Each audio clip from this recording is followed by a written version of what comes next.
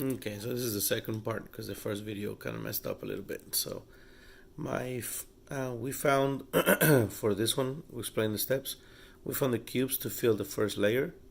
Found the area of the first layer, which was the same thing as found how many cubes we needed to fill it. Then we multiplied by 4 because we had 4 layers. Okay, so it's kind of small. But if you need more space, you can always write it on the back. All right, number 3. Find the volume of this shape below. So now we need to know that this shape is called a rectangular prism because we have a rectangle as the top and a rectangle right here on the bottom that you can't really see, but the top and the bottom are the same thing. So this is called, the shape is called a rectangular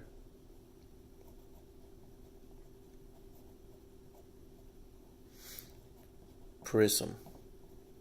Okay, so whenever we're looking at formula for volume inside of our star reference material, we need to find the formula that starts with a V for volume for a rectangular prism. And if you look at it, you're going to find one that says L times W times H, which means length times width, just like area, and then times the height. So if you remember this part right here, length times width, that's the same thing as area, right? So that's what we have to find the area first of the bottom shape or the top shape, which is called the base, and then we multiply times the h times the height. Okay, when you get to 6th grade, you'll see something that looks like a capital B. This would be just a capital B instead of the length times width. And the capital B, all it means, it stands for, is the area of the base. That's what it's a capital B, because it means like what's the area of the base. So whatever the area of the base would be, you multiply it times the height. So for example, for this one right here, if we find the area of the base, where the base is the rectangle that is standing on top of, we gotta multiply the length times the width. And that's gonna give us the area of this rectangle that we can see that's down here on the very bottom where this shape is standing on top of. So that would be like your capital B. Okay, so I can drop another little line right here so you can kind of see what I'm talking about. If this was a see-through rectangular prism, like a fish tank, then you can see that the bottom of that fish tank would be the base, which is 14 feet by 6 feet. So 14 times 6, that would be the first thing that we would have to do. That means that we are replacing in the formula, we're replacing the L with a 14 and we're replacing the W with a 6, right? And then the height would be how tall it is. So this 8 feet right here would be the height. So I'm going to multiply 14 times 6 first, and whatever I get, I'll multiply times the 8. Now you don't have to multiply this first right away. You can multiply 6 times 8 if you want to, and then do a harder multiplication. But I like to multiply left to right, especially because I want to find the area of the base first, 14 times 6.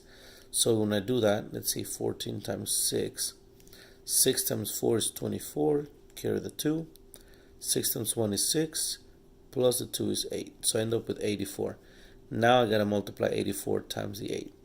So if I take 84 and multiply times 8, 8 times 4 is 32, carry the 3.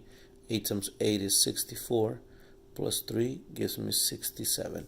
That means that my volume is going to be 672, and you have feet times feet times feet.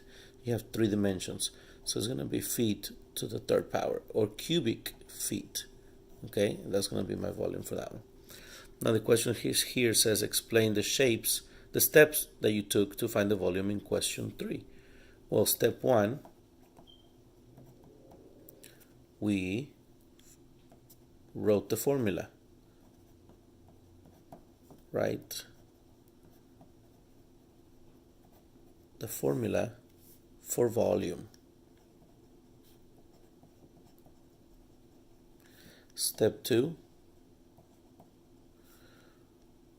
we labeled our length, our width, and our height in our picture. So we replaced those with the numbers, okay? So label and plug in the length, the width, and the height. And then step 3, we multiply. Okay? So now number 5. Find the volume of a swimming pool with a height of 6 feet, a length of 24 feet, and a width of 12 feet. So because it's a swimming pool, it doesn't tell you the shape, but it's pretty much going to be like this one, like a fish tank where you can hold water. Okay? But the reason why we know that is because we have a height, we have a length, and we have a width. So we know we're talking about volume since we have this word right here, and also because we have 1, 2, 3 dimensions. So we're going to start with volume formula, length times width times height, and that length is going to be 24 feet according to this. So I'm going to replace the length with 24. The width, replace it with 12, and then the height, replace it with 6. So in this case, I would have to multiply 24 times 12 times 6. And my units will have feet, feet, and feet. So the units that we end up with is going to be cubic feet. Okay, I'm not going to multiply this one out for you. I'll let you do that one by yourself. And then over here, question 6. Which unit of measure would you use to find the volume of a tissue box? This is important because you need to know how big a tissue box is. Would you use feet, miles, or inches? Well, you know how much a mile is. A mile is huge. That's what we drive. Distances from here to Houston or whatever is going to end up being in miles. So that's a long way. That's not a tissue box. So it's not going to be miles. And for feet, it's more like measuring a room or like a wall or a building even, but not a tissue box. So it's going to have to be inches. Now you explain to me in your own words. Now let's look at number 7 real quick, because this is a complex shape right here. We need to find the volume of this shape. And this is not a rectangular prism, but kind of like what we did before. We can cut this one. We can divide this into 2 different ones. We can do a line right there, which means we'll have to extend this line back here also, and then make it another one right there. So we can see that there's a rectangular prism right here on the bottom, and a rectangular prism over here on the top, right? So we can find the volume of both of those and then combine it. So we know this right here would be the length of the bottom one, and then the width would be this side right there. So that's my W, and then this is how tall it would be. So this is my height. Okay, now for the bottom, for this one right here, the length would be this one, or the width would be that one. This would be the length, and it looks to be a square because it has the same size. So length and width is the same thing. And on the height, how tall it is, it would be this one right here, right? Except that we don't know the whole, we know the whole entire thing is 12 centimeters. So be careful, because if you put 12 for the height, you'll get it wrong. 12 is from here all the way down here. But if you remember, this side right here is 4 centimeters, which means that this side right here is 4 centimeters, because they're opposites from each other, which means that this one is also 4 centimeters. So that means that what we have left over here would be 8 centimeters. So this would be 8, and that's my height, not that one. Does that make sense? Okay, so to find the volume number 1, the big box in the bottom, volume 1, is going to be length times width times height. So the volume 1 is going to be the 10 centimeters times the 4 centimeters times the 4 centimeters. And that's these dimensions, 10 times 4 times 4. Now to find volume 2, we'll do this length times this width times this height. Okay, so put a little line right there. So volume 2 is going to be length times width times height, because we're dealing with the same shape. It's another rectangular prism. So the length is 4. The width is also 4. and the height is the 8. So when you multiply those out, you'll end up with your volume 1 and your volume 2, whatever that gives you, and all you have to do then would be add them together. So you can put the volume of the entire shape. Okay, again, I'll leave you to that so you can do that by yourself. Number 8, explain the steps you took to find the answer to question 7. So you can give me the steps here as what we did over here. Go back and rewind the video and rewatch it for step 7, question 7, so you can fill in those steps.